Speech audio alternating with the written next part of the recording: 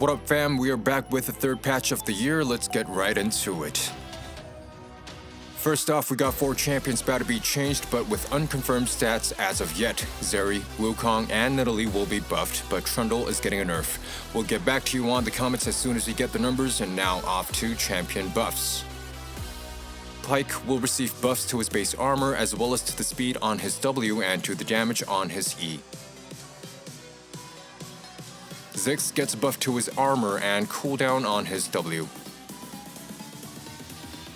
Next, champion Nerfs. One of the most beloved jungle champs of the season, Brand is getting a nerf to his passive and Q damage. Karma's Mantra Q, which received a buff in the last patch, gets a nerf to its AP ratio and base damage. Lilia gets a nerf to the AP ratios of her passive and Q, indeed quite the bummer, but I think well deserved.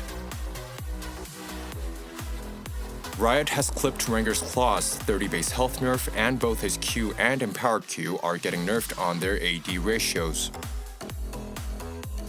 Next up are champion adjustments. Corki received adjustments to his package and Valkyrie. His delivery's cooldown will reduce, but his duration, speed, and damage will be nerfed. Maokai's early game impact will be slightly mitigated as his passive's heal and ult cooldown will be adjusted.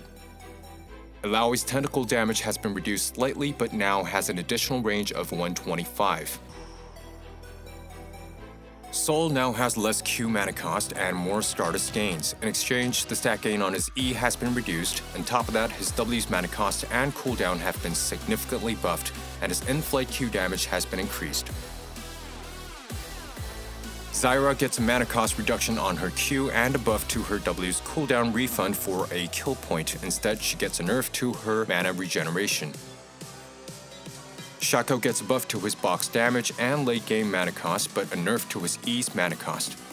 The last champion to be adjusted is Yorick. His Q now heals an amount proportionate to his lost health. Most importantly, there's a damage and passive cooldown adjustment on his waifu.